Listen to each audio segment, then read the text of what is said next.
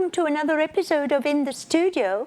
The program is brought to you by Davis Media Access, and it broadcasts on Davis Community Television. That's Comcast Channel 15 and AT&T U-verse Menu 99.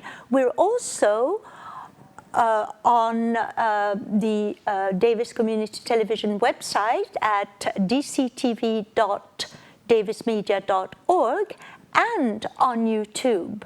And today we're going to talk about a timely topic, and that is how we can recover from the holiday eating frenzy. And joining me here today, by the way, I'm Lin Weaver, and I'm going to host this half an hour with Lizette Rodriguez. Welcome Thank you for having the me. program. Lizette is a graduate student in the nutrition department at UC Davis, and therefore an expert on nutrition. And as I said, today we're going to talk on how we can recover from these eating spells that we have, that we feel obliged to have during the holidays. Welcome. And the first question that I'm going to ask you is, before we go to the tips, of course, on how to recover, what is it that tradition, all these beloved traditional holidays, what is it that, how do we reconcile following these traditions of eating and celebrate the traditional holidays with actually our healthy diets that we all have during the year, and then all of a sudden we feel that we have to eat too much? How do we reconcile these two elements of our lives during this time of year?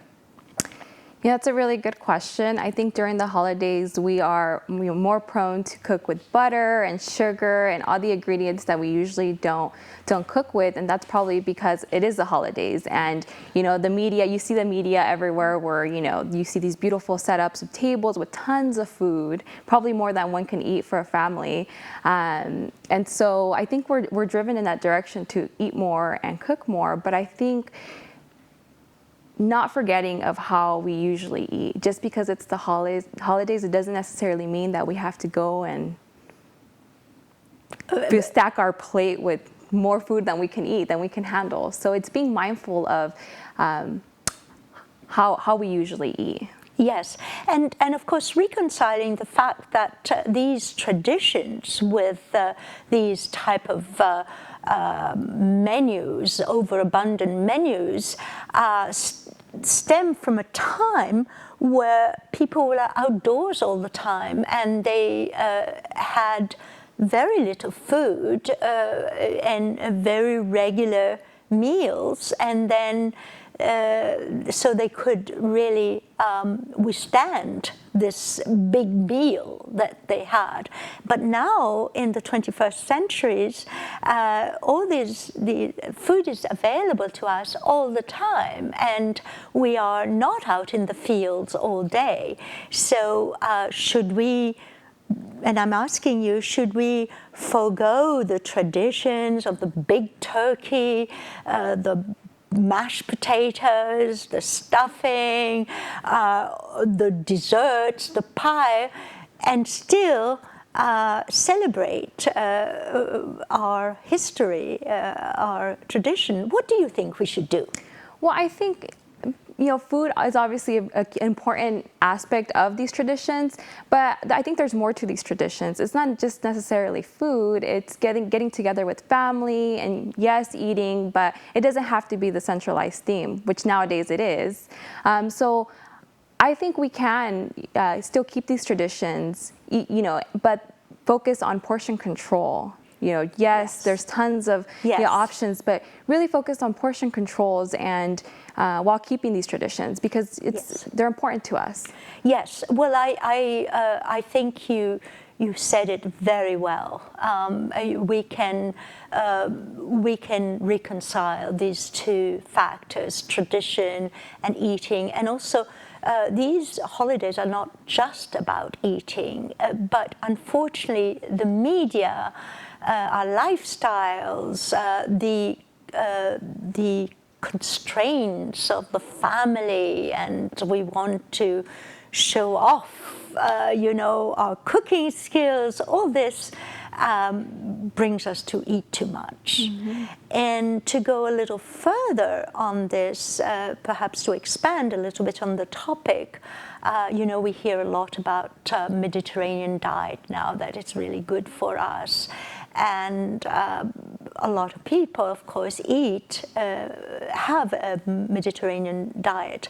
But again, going back to the traditions in the United States, the United States cuisine, even just 60 or 70 years ago, was based on Northern European tradition, whether it was German or Irish or English, with a lot of fat and butter and so on. So we feel that in order to continue to be Americans, we should eat in this way. Am I making any sense? No, you definitely are. A lot of the recipes, the traditional recipes out there, do have all these ingredients. The sugar, the butter, the lard. Yes. And so it's really hard to maybe even think outside of the box and think of like eating a healthier based diet. Yes. We are surrounded by influential points that influence us to eat a certain diet, which is with butter and other ingredients. Yes, of course, this is changing now because we basically eat all sorts of exotic cuisines, and some of them more better for us than others. Yes. Yeah. I think there's been a lot of efforts to promote a healthier lifestyle and different diets that are healthier for us. You just mentioned the Mediterranean diet. So I think slowly, with some progress, we'll get there as far as adapting a better lifestyle. Yes. As a country. Yes. Well, you are studying for a PhD, a master's degree in nutrition at UC Davis. So your tips, you said that you were going to give us some tips on how to recover. Would you care to tell us a few of these tips that you have? Of course. So Thanksgiving just happened, and so we're going straight into Christmas and New Year's, and what does that mean? That means holiday parties, that means exchanging cookies with neighbors, that means getting together with more family and eating. Yes. The centralized thing, eating, right? Yes. We just talked about that earlier, how everything's surrounded by food. Yes. So my biggest thing is portion control. Yes. Nowadays, the plates are huge. The dinner plates. You are so right. Right? I mean, it's amazing. Yes. It's almost like dress sizes, They've definitely changed. Yes, they've changed. So the dinner plates are a lot bigger, and so my recommendation is get smaller plates. Yes. By the time you fill your small plate, that's probably plenty full. Yes. And with that being said, I also recommend filling half your plate with vegetables. Yes. You fill half your plate with vegetables, you fill 1/4 of your plate with a starch, such as say stuffing or potato, and then the other 1/4 with some type of protein like turkey or meatloaf or ham. Yes, yes. And what about the dessert? Those are the culprits, in my view. And they truly are, especially, I know I'm guilty of baking during the holidays and giving them to neighbors. And in return, I also get some, cookies and desserts. And the thing is that once you get them, they're sitting on your dining table.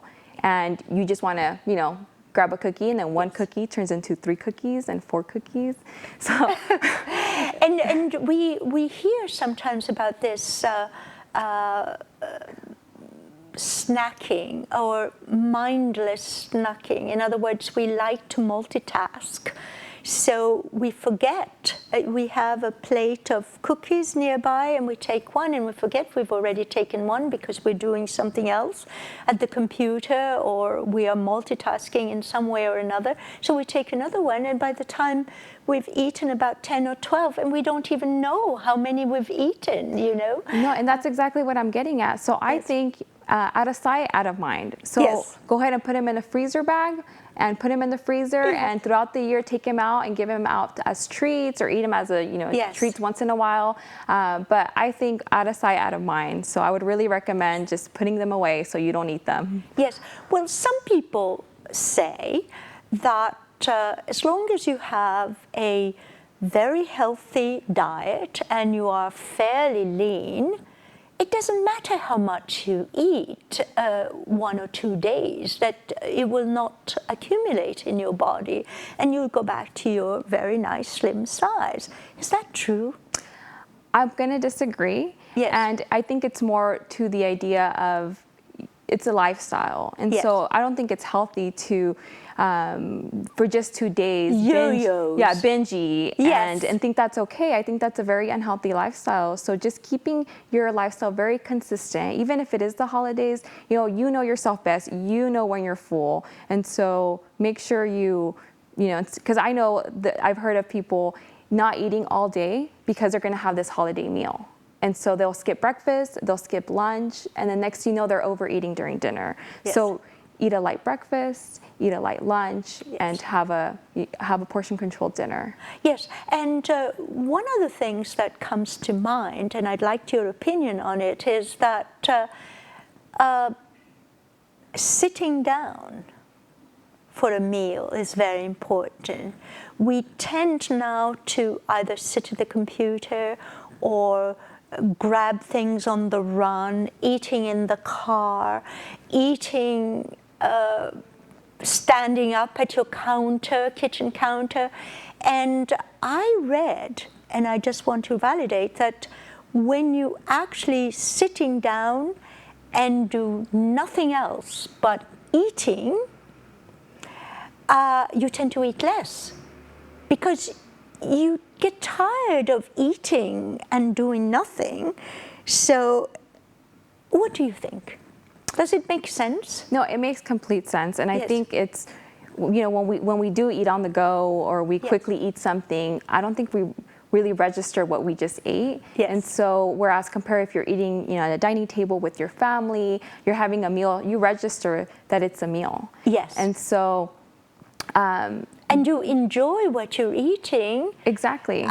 And therefore you feel perhaps a little more fulfilled. Exactly, and you probably eat it slower, and there's research that shows that it takes about 15 minutes for the brain to register that we're full. Yes. And so eating slow is key, is important, whereas if you are on the go, you probably don't even realize how much you're eating. Yes, and this is especially true for children. Now it's rare to see children actually sitting down at the table and eating. I'm generalizing, and eating, because parents very often let them snack all around the house, and perhaps that's also a bad habit. I'm not sure. But you brought up something very interesting about the brain tells you that you're full. Now, many people apparently don't get the signal from the brain that they are full, so they continue eating. Are you aware of this in your studies, or is it something that the media again? There's so much scientific and pseudoscientific talk out there on the website. So what are your feelings about that? Because you know that obesity is an epidemic now, and is it because some people never get that signal from the brain that they are full? So although I'm not an expert, I have... Nor am I. There are some hormonal differences that cause that, whereas how frequent is that in our population? I can't really comment on that because I don't know. I would, based on what I've learned, it's less frequent. But it is a hormonal difference. That varies from one person to another. Yes. Yes. What else would you suggest? Well, I know during the holidays, you probably see family that you haven't seen in a really long time. Yes. And so we probably don't exercise as much as we would like to. Yes. And I think we should use this opportunity. We haven't seen family in a long time, so we should use that opportunity to exercise with them. Yes. And go around, take a walk around the block, or go out, just to get the body moving, Yes. and not leave that behind, because Yes. this is probably one of the more important times to keep active. Yes, and this is wonderful that you mentioned that, because it brings up another tradition for Thanksgiving or Christmas and so on, to basically sit in front of the TV and watch sports, and those are big shows, and I love sports, and I love football, and the tradition of these matches coming at a holiday. It's wonderful. But yet again, it is another incentive for us to be sedentary. And how do we reconcile? And you mentioned going for walks. In other words, being sensible about not going overboard, either with big plates or sitting in front of the TV for 8 or 9 hours, while the game goes on. Exactly, and I think a good way to stay active. I know since Thanksgiving just happened, my siblings and I ran a 5K in the morning prior to doing all the cooking, and this was just a way to get us moving, because we know we're going to be busy with cooking and we might not have time to get some exercise later. We're like, well, let's just do it in the morning. And so it's fun, it's a whole community event. So maybe looking out for some type of race during the holidays. Other good habits in some ways. That's wonderful. I really would like to know a little more about your research. The Department of Nutrition is wonderful at UC Davis. There's so many people there doing excellent work. So what are you focusing on in your studies? Yeah, and I'm very fortunate to be at UC Davis through the mentorship of Lucia Kaiser. She's an amazing mentor. So my research is actually focusing in the Central Valley. I am from the Central Valley, Tulare County to be specific. Oh, okay. And because I come from a background of farm working. My parents were farm workers. I'm looking to see how the drought affected the food security of the rural areas in Fresno County. That's very, very interesting, yes. And of course, this is also very timely, because we are in the middle of a drought, yes.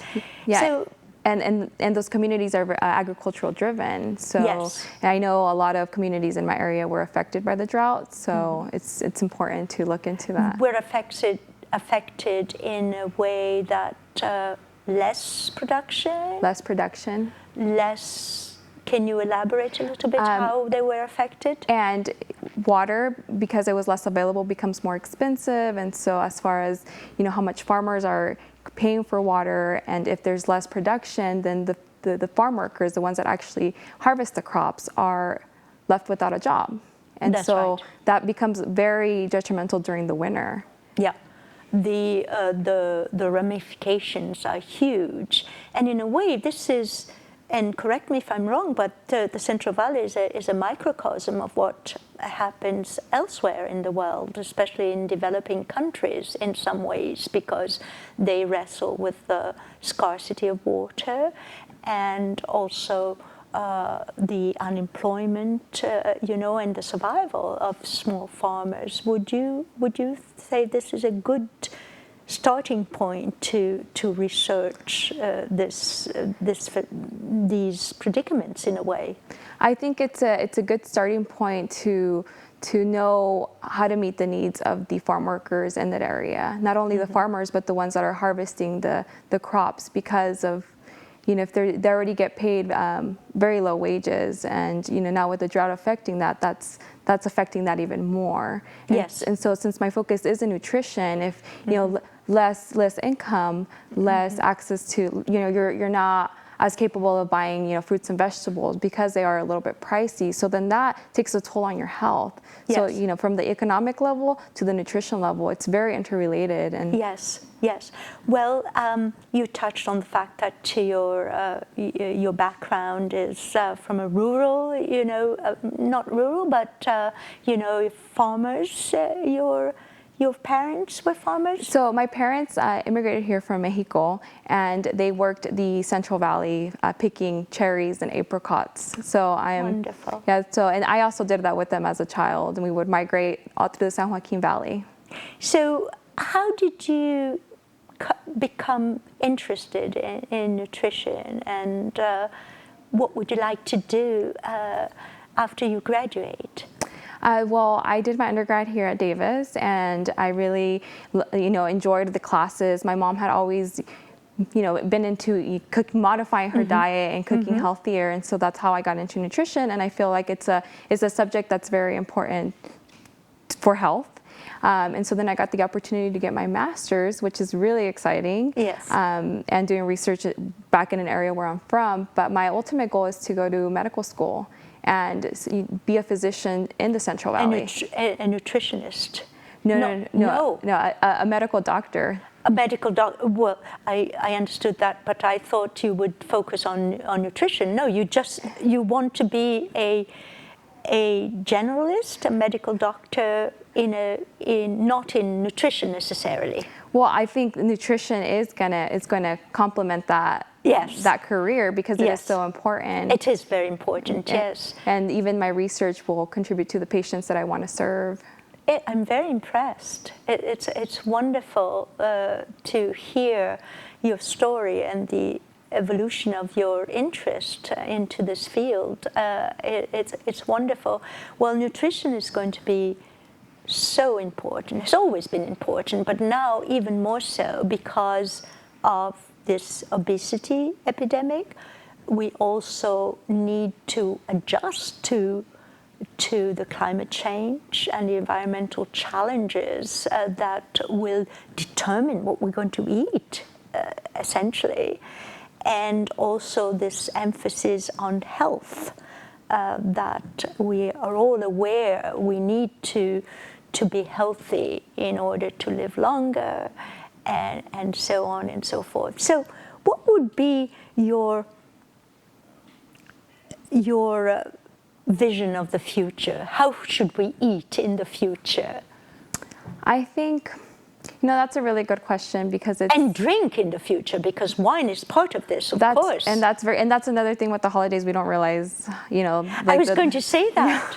All the sugar that we accumulate in all the wine and liquor and beer that we accumulate, yes. Yeah, and we don't even realize that we're consuming so much of it, because again, we're socializing, and one glass of wine turns into two, and so on. But back to your question, what I envision for the future, I really, because there's so many efforts, I think, eating like less processed foods, and if we do eat processed foods, being mindful of how much we're eating. So I think the education part is going to get stronger, and our communities are going to have more tools and resources on how to control and moderate what they're eating. Yes. So because everything's not the fast food, the processed food, that's not going to go away. It's more of we need to learn how to eat. Yes. Well, processed foods can become better.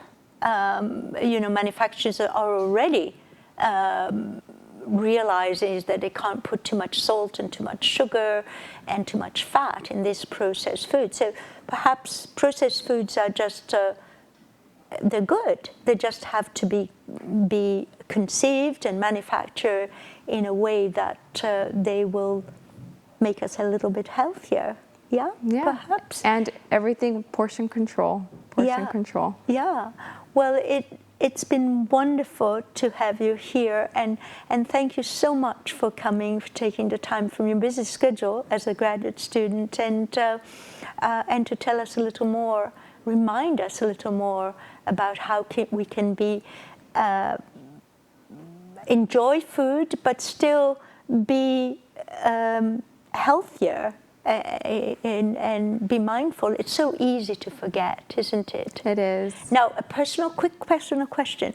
Do you eat a lot during the holidays? I try to. I put you on the spot No, here. but I really do try. I practice what I preach. Small plates, half vegetables, and because I love dessert, I make sure I'm not full with dinner. Do you get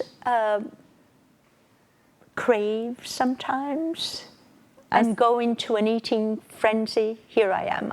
I'm very nosy.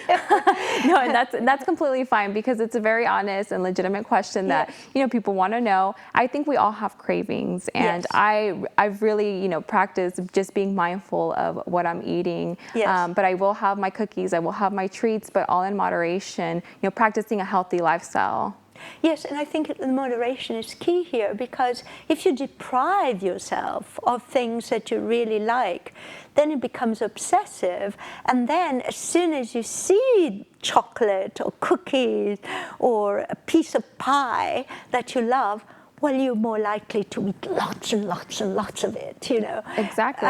Whereas if you don't deny yourself of the pleasure of half a cookie or one cookie, one tiny little piece of pie, then you're less likely to crave for it, wouldn't you say? Yeah, that's why I don't believe in any forbidden foods during the holidays. You eat what you want, but all with portions, moderation, not overdoing it, because it is the holidays, and I think it's completely fine to enjoy your food. Yes. So reminders are very important. And an interview such as this one, hopefully will be a reminder for our viewers and for ourselves that we can be happy and love food and observe our traditions, but at the same time, all this in moderation. Thank you so much for coming here. And congratulations on all you've done, and the best of luck for your future professional and personal future. And thank you, all of you, for watching. You can stream this episode again if you like by going to dctv.davismedia.org, or you can find us on YouTube. If you just type in Davis Media Access on youtube.com, you will find us there as well. And while you're there, you may want to stream some of our other very interesting programs. So thank you so much for watching from all of us here at Davis Media Access. I'm Lin Weaver, and I hope to see you next time.